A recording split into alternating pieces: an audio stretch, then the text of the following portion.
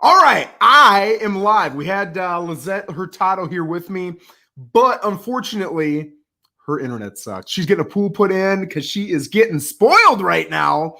And I don't know if it's something going on with that, but whatever. We're driving on. Today, we're going to talk about why would I buy new construction versus why would I buy pre-existing? And there's reasons to buy both, right?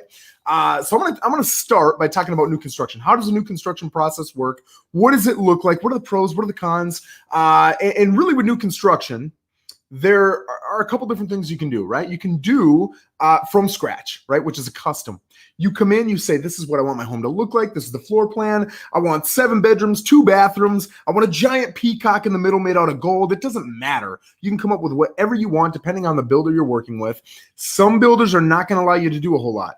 They've got their 5 plans and that's it. And those are your options. You want to change the floor color? Maybe we can do that. But that's about it, right? There's not a lot to it. But those builders tend to be cheaper.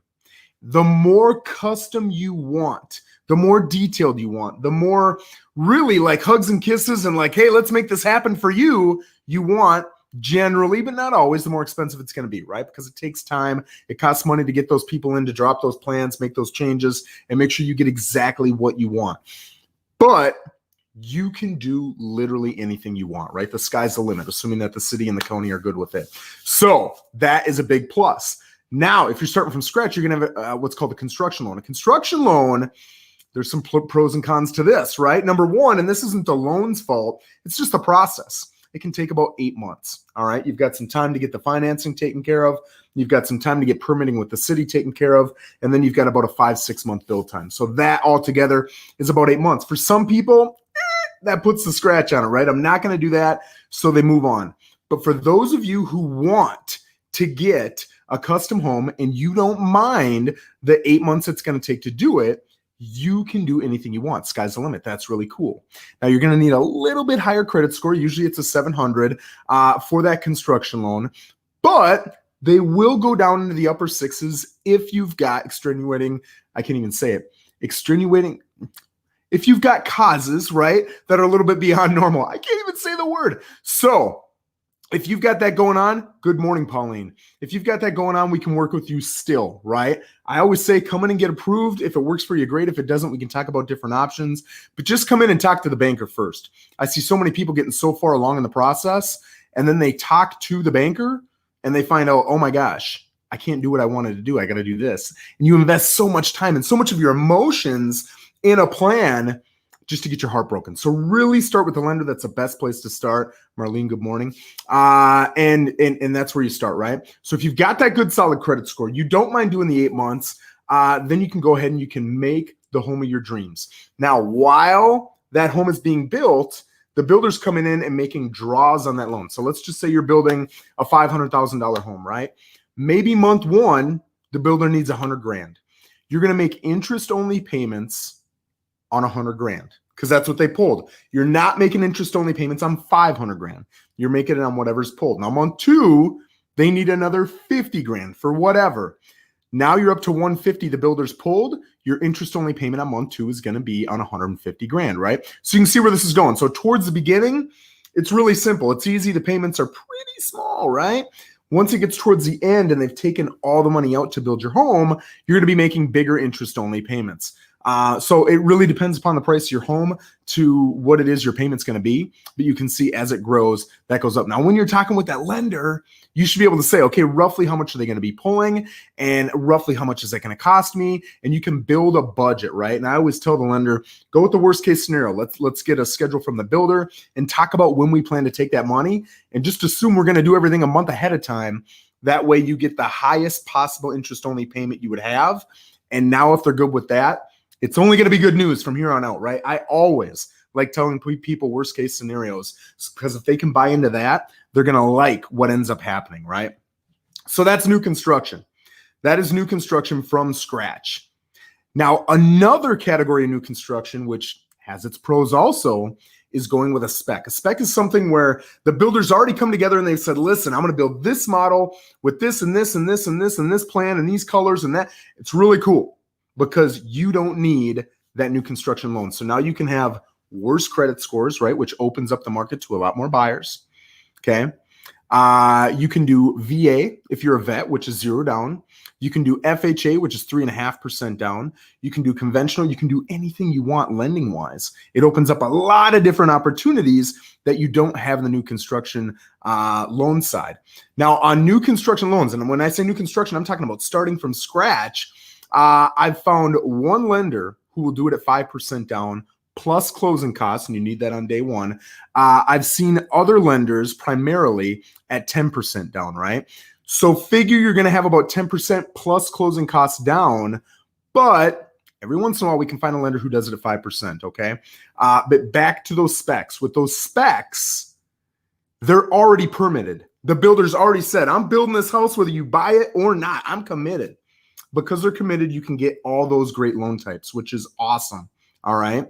Another cool thing, depending upon the builder you're working with, Grand Construction's who I work with, is you can come in and you can make some changes. Now, again, it's really dependent on the builder as to what they're going to allow you to do. And even within the what is how much, right? So at Grand Construction, we'll allow you to come in on our specs. And if it's early enough, if we have not gotten far enough on the build yet, we'll say, hey, you can pick the exterior colors. You can pick the interior colors. You will take you to the granite shop. You can pick out your granite slab. You can pick your flooring and your flooring color, and you can pick your cabinet colors. Holy smokes, that's pretty alluring to know that I don't have to get a new construction loan. I can get the loan I want, and I can still make a lot of the customizations that people truly want to make. Anyway, that's pretty awesome. That's alluring, right? So what you want to ask the builder is, if I come in early enough, number one, what is early? Is today early? Is by the end of the week early? Is by the end of the month early? Right? That way you get your timeline down. And yeah, you're telling me I can change the flooring, but what does that mean? Do I really have 3 color choices, or do I have material choices? The bedrooms are carpet. Can I make the bedrooms tile? All those different things are things you want to ask up front and get them in writing, right? Once you know what can happen, what is being offered, and you get the prices attached to each, now you can go ahead and make some great decisions, right? So in new construction, the positive is nobody's touched it. It is a flawless, near flawless house, okay? The city's come out and said, this looks good. It meets all the codes. You know everything's permitted. You are good to go. You're happy. It comes with builder warranties. Look up the 1021 warranty, and you'll see exactly what builders are going to offer you on that. And you can feel comfortable knowing that you're getting a brand new home. That's awesome. That is awesome. You also get to customize a lot of different things. When you're looking at pre-existing, you get whatever they give you, right?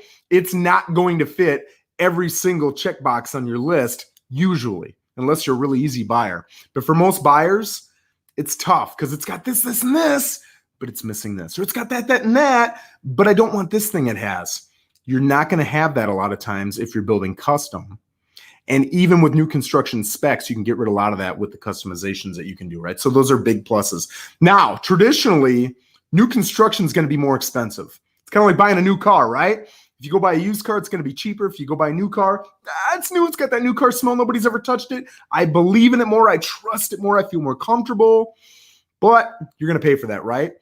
Traditionally, right now is a very unique time because even though, and this is only going to last for a little bit of time here, even though materials prices have gone up, it hasn't caught up to the new construction prices yet. Excuse me. So new construction, depending upon the builder you're looking at, is almost the same price as pre-existing, because pre-existing has shot up here recently because of all of the inventory being off the market, yet we still have the same amount, if not more, buyers. Now, Florida specific, we've got a slew of people coming from other states, right? We're one of the most open states, if not the most open state when it comes to coronavirus. So when you're looking at states like New York, New Jersey, California, that's where a lot of people are coming from. We have no income tax. They have high income tax. You're able to run your business here. You can't run your businesses there. At least it's restricted, right? So a lot of these people coming down are saying, I'm going to lose my business if I stay up there. I have to come down. I have to get my business going. Oh my gosh. And you don't have income tax, and my property taxes are a third of the amount that they are in New York. This is amazing, right? People are coming down here, and yeah, we're complaining about paying $4,000, $5,000, $6,000 a year in taxes, but they're saying, holy smokes, I'm paying 15, 20 grand for the same value of property. I can come down here and get a property that's exactly the same. It's going to cost me half as much, and the taxes are pennies on the dollar. It's amazing. So that's what we're getting here. Because we're getting that influx of people, existing prices are going up fast, right? And the inventory just isn't there. It dropped when Corona came. So we lost 30% of the listings that were on the market, but we had the same amount of buyers, and now the buyer pool is increasing. So you can see why the market is as crazy as it is, right? Add to that the fact that rates are in the 2s and 3s, depending on the day, right? It depends on when you lock in. But I've seen people in the mid to upper 2s, and even at worst, I've seen them in the 3s. If you've got horrible credit, you're in the 4s.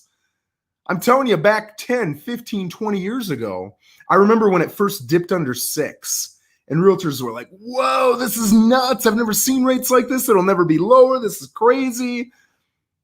And now it's in the 2s and 3s. We are spoiled. We've got incredible lending power, incredible leverage. So what's the pro to pre-existing? The pro to pre-existing is there are a lot more options. There just are, right? There are more people who want to sell their current homes than there are builders who've got specs up and ready to go. Just is what it is, okay? With new construction, you've got to find the lot. If you find a spec, right, where the builder's already found the lot and they're already building a house, whether you buy it or not, you've got that lot. You're good to go. Custom, and maybe this is a pro, maybe this is a con. I like shopping for lots. It's like fishing for me.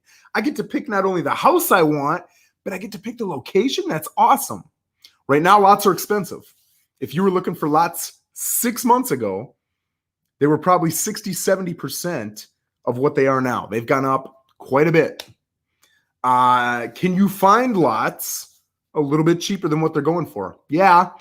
But I'm telling you, I make 100, 200 calls a day to people asking if they'll sell me their lots. You're competing with like 20 of me who are out there doing the same thing, making other offers. Go ask anybody in Port St. Lucie who's got a vacant lot, have you had an offer on your lot? Yeah, I got 3 of them right here.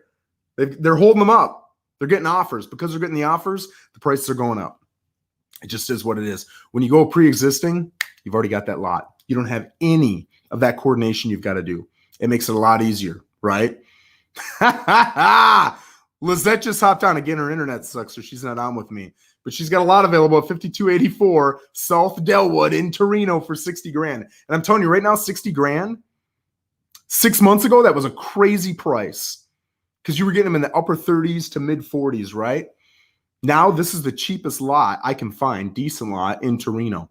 It's pretty amazing. But if you go with pre-existing, you don't have to deal with any of that, right? If you go with pre-existing, go to new construction, generally speaking, they're not going to negotiate with you. The price is the price, take it or leave it. That is just the way it is. That's the culture of new construction. Have I seen negotiation? Sure, but it's rare. It's tough. These guys know what they're doing. They do it all the time. Okay, when you go to pre-existing, you're dealing with Bob and Sandy Johnson who have motivation. Some of them have this much motivation and they're not going to wheel and deal with you at all. Some of them have this much motivation and they are going to wheel and deal with you. Now, in a normal market, you can negotiate. In this market, it's tough. Is it possible? Sure, it's possible. I hear about stories here and there, right? Plucked out of thin air. But for the majority of people, right now, at best, you're going to get a property for asking price. If it's way overpriced, maybe you'll get it for a couple grand under. But the majority of homes that are priced right now are selling for 5, 10, 15, 20 grand over, depending on the price range. It just is what it is. And people aren't even so much looking at the prices, they're looking at the finance, right? If you're 20 grand over with an FHA loan, you might lose to somebody who's 15 grand over in their cash. I'm having a lot of people right now, they are getting rid of the inspection contingencies. You don't have to worry about any of that craziness with new construction. If they're asking 350, it's 350. Bring me an offer for 350 and we're done. Sign right here, right? You got the house. With pre-existing, it comes on the market and you've got about 24 hours to get your offer in. And it's gone right now. It's crazy. And if you're like, Joe, I see a home, it's been on for 48 days. There's a reason it's been on for 48 days. If it's been on for 48 days in this market, either it's overpriced, there's something ugly about it, the people aren't willing to negotiate at all. Maybe they're getting offers, but the appraisals are coming in lower because we don't have comps to support it. People aren't bending. We've got a lot of reasons, but there's a reason. If it's been on that long, there's a reason, right? So lending, timeline, and what you get, right? The options are really the big reasons that you're going to pick new construction or pre-existing. But I'll end it with this. Whether you've got a realtor or not, whether you want whatever, if you ever want help from me, you can DM me and I will help you to the end of the world. I want to see you get what you want. I want to see you happy. And I want to see you bragging all over Facebook with tons of photos about the new home that you just got, whether it's new construction or pre-existing. If you ever need help, reach out to me. Otherwise, you guys have a phenomenal day.